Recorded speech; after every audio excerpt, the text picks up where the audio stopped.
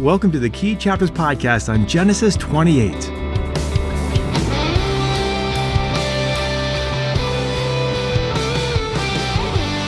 There's an old kid's toy called Jacob's Ladder. I never really understood what that toy is about, except that it's named after today's passage, which is nothing like a toy.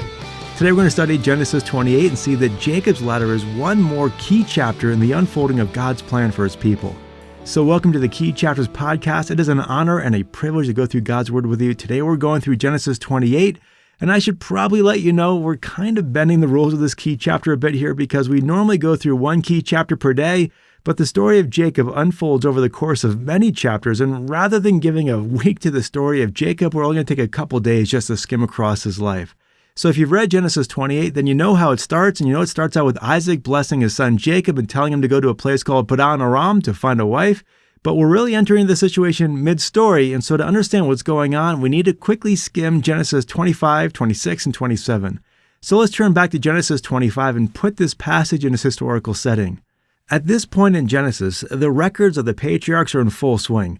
God has covenanted with Abraham that Abraham would have descendants as numerous as the stars, they would live in the promised land, and through whom all the people of the world will be blessed. And yet, of course, Abraham and Sarah were unable to have children until she was 91 years old, and so God is going to have to perform a miracle, and he does, and he miraculously gave them Isaac. But the arrival of Isaac was not the final chapter of the story, and in Genesis 22, God tested Abraham by commanding him to sacrifice Isaac. And with that command, we saw Abraham respond with serene faith. Abraham recognized that this command meant God was going to do another miracle. He's already given them one miracle with the birth of Isaac, and if Abraham was to carry out that command, God would have to do another miracle. And so Abraham figures God's got this and set out to obey God. And the Lord did. He provided a ram for Abraham to sacrifice instead of his son. And so Abraham trusted the Lord, and he demonstrated the kind of nation that Abraham was going to establish.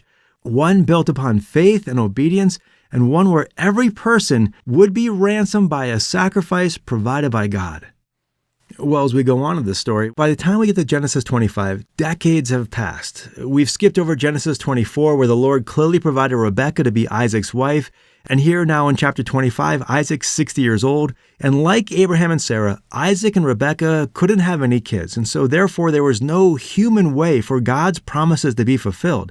And if God was going to fulfill his covenantal promises to Isaac, then God would have to do something. And in chapter 25, he does. He provides them twins. So let's look at the birth of these twins in chapter 25. By way of just a quick run-through of this chapter here, if you glance down at verse 26, it says that Isaac was 60 years old when Jacob and Esau were born. And that means Isaac and Rebekah didn't have kids for 20 years. And so, back in verse 22, eventually Rebekah conceives, and she doesn't feel great. Turns out she's having twins. And in verse 23, the Lord says to her, "Two nations are in your wombs, and two peoples will be separated from your body. And one people shall be stronger than the other, and the older shall serve the younger." And the key point of that verse is that the older shall serve the younger, which was a big deal back then because normally it was the other way around. Well, by and by, the twins are born in verse 24. And the first boy to come on out was Esau. And verse 25 says he was a red and hairy little guy. Now, Jacob came right along with him, holding onto his heel. But officially speaking, Esau was the firstborn, and therefore, in that culture, the moment he came out first, he possessed the birthright to one day rule the family. Okay, so the boys are born. Now let's fast forward to when Jacob and Esau were still young men in chapter 25. Verse 27 tells us their personality types. Esau was a skilled hunter, a man of the field. Jacob was a peaceful man who lived in the tents. Verse 28 also tells us some of the dynamics of the parental favoritism going on in this family. And just by the way, parents, don't do this with your kids. It says that Isaac loved Esau because he had a taste for game. Rebekah loved Jacob. It doesn't say why.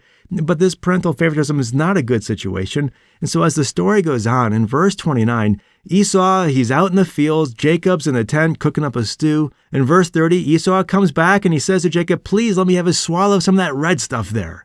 In verse 31, Jacob's like, "Sure, sell me your birthright." In verse 32, Esau stalls and says, "I'm going to die anyway, go ahead." In verse 33, he's like, No, I'm serious, swear." And so in verse 34, Esau agrees, and Jacob gives him bread and lentil stew. Now this probably seems like a silly thing that guys might do, but look what verse 34 says. "Thus Esau despised his birthright." Well, that's a surprise, and it sure is. But it sets the tone for how Esau's legacy begins to unravel.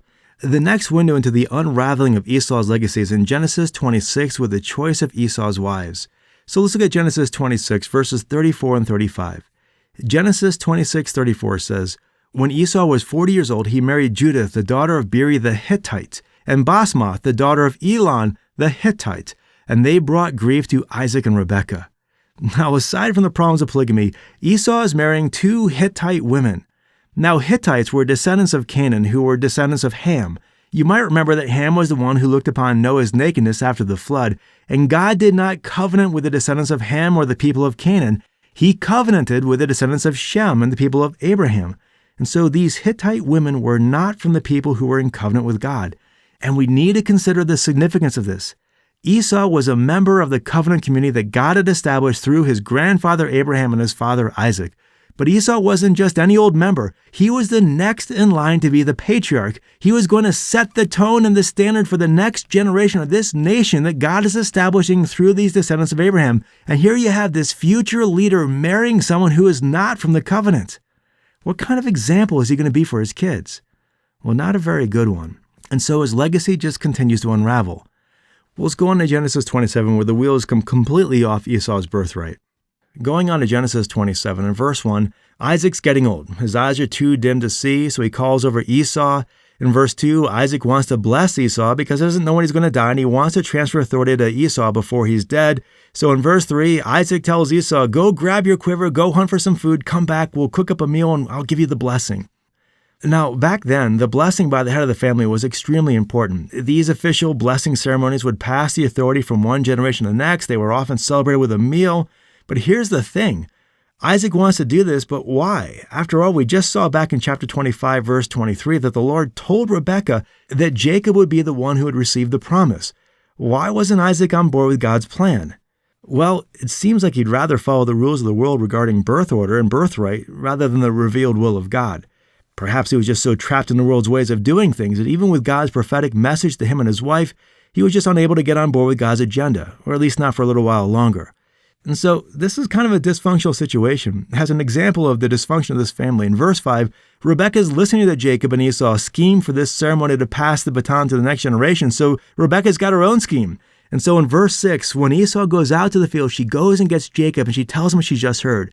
And so in verses 7 and 8, she's schemingly saying to Jacob, "Jacob, listen to me. Go get me 2 choice young goats and I'll prepare your father's favorite meal. He'll think you're Esau and he'll bless you instead."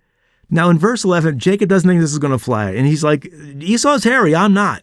In verse 12, he says, "If Dad touches me, he's going to see I'm not Esau. And not only is he not going to bless me, he's going to curse me." But in verse 13, Rebekah urges him, "Go do this." And so Jacob does what she says. He goes and he gets the goats. In verse 14, Rebekah makes this meal. In verse 15, she puts skins of the goats on Jacob. And in verse 17, she gives the food to Jacob and sends him on into Isaac. Now in verse 18, Jacob goes into Isaac and says, "My father." Isaac's like, "Here I am. Who are you?" In verse 19, Jacob says, "I'm Esau, your firstborn here. Eat my game." In verse 20, Isaac asks him, how could he be back so quickly? And Jacob says this whopper of a lie. He says, "Because the Lord your God caused it to happen to me." That's a huge lie. In verse 21, Isaac is skeptical and he calls Jacob in close and he feels Jacob's hands covered with goatskins, and he says in verse 22 that the voice is that of Jacob, but the hands are that of Esau. And again, he asks in verse 24, "Are you really my son?" And Jacob gives this incredible lie again. "Yes, I am." I mean, technically he's his son, but he's certainly not the son that he's claiming to be. And so they go and they get this food and they have this ceremony where Isaac blesses Jacob, but thinking he's saying this to Esau, he says, "Now may God give you of the dew of heaven and of the fatness of the earth and an abundance of grain and new wine. May peoples serve you and nations bow down to you. Be master of your brothers." And remember, Isaac is giving this blessing to the person who he thinks is Esau, but the Lord has already told him that Esau will be serving Jacob. And still he says, "Be master of your brothers, and may your mother's sons bow down to you. Cursed be those who curse you, and blessed be those who bless you." And so here Isaac is giving Jacob the whole enchilada, and this blessing includes 4 elements. 1, agricultural prosperity in verse 28, respect and success, verse 29, authority for Jacob to be master over the family, verse 29, and a cursing and a blessing for those who would curse and bless Jacob. And so Isaac thinks he's giving this blessing to Esau, but he's really giving it to Jacob. So obviously this whole blessing is based on a lie. And Isaac eventually finds out what's happened.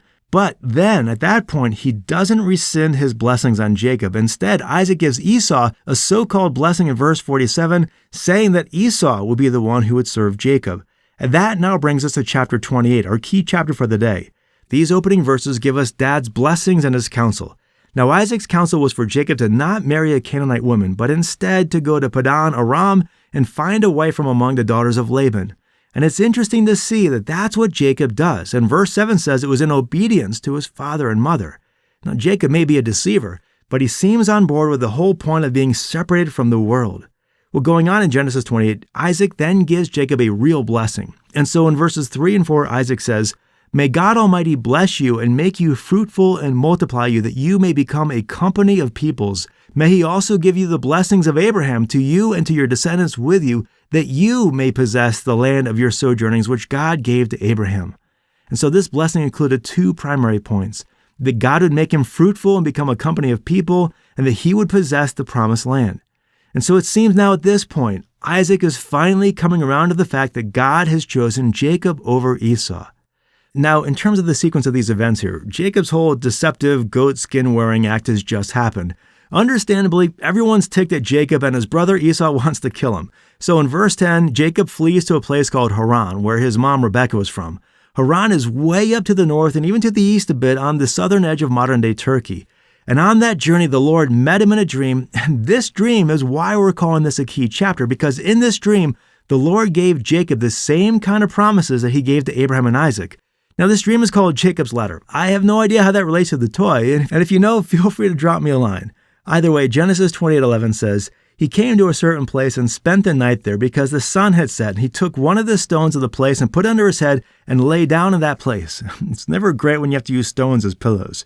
And so in verse 12, "He had a dream, and behold, a ladder was set on the earth with its top reaching to heaven, and behold, the angels of God were ascending and descending on it." Verse 13 says, "And behold, the Lord stood above it and said, I am the Lord, the God of your father Abraham and the God of Isaac. The land on which you lie, I will give it to you and to your descendants. Your descendants will also be like the dust of the earth, and you will spread out to the west and to the east and to the north and to the south. And in you and in your descendants shall all the families of the earth be blessed. Behold, I am with you and will keep you wherever you go and will bring you back to this land, for I will not leave you until I have done what I have promised you." Now, this should sound a lot like God's covenant with Abraham. Basically, it's just reiteration of the same covenant. And so here, God promises to bless Jacob, and he promises that he will give Jacob this land, that his descendants will be as numerous as the dust of the earth, and through these descendants, all the nations of the families of the earth will be blessed. But here's the key point. Aside from the fact that God has just reiterated his covenant that he's made with Abraham, notice who God is not making this covenant with. God is giving these amazing promises to Jacob and not to his older brother Esau. Now why? After all, Jacob is the guy who just gypped his brother out of the whole family inheritance. But if you were to jump to Genesis 33, verse 9, Esau does all right for himself, and anyone who knew him would say he got the birthright after all. But here we're seeing that the real birthright, the one that mattered, the one that would determine world history, came through Jacob by the promise of God. And so look at Jacob's response in verse 17. He's afraid and he says, "How awesome is this place? This is none other than the house of God, and this is the gate of heaven." And he makes an altar to the Lord and says in verse 22, "This stone which I have set up as a pillar will be God's house, and all that you give me, I will surely give a tenth to you." And so Jacob fully believes God's promises, and he is fully on board with establishing this nation, and he begins to change the way he lives in light of God's agenda for his life. And this is the kind of faith we saw in Abraham. It's not really the kind of faith we saw in Isaac. It's definitely not the kind of faith we saw in Esau. But Jacob receives this promise, and it changes his whole life. And like his grandfather Abraham, Jacob shows us what it looks like to believe God's promises and live in light of them. Well, that's Genesis 28. Okay, that's Genesis 25 to 28. We've covered a lot of ground, so we'll just end things there. Thanks for listening. Have a great rest of your day, and until tomorrow, God bless.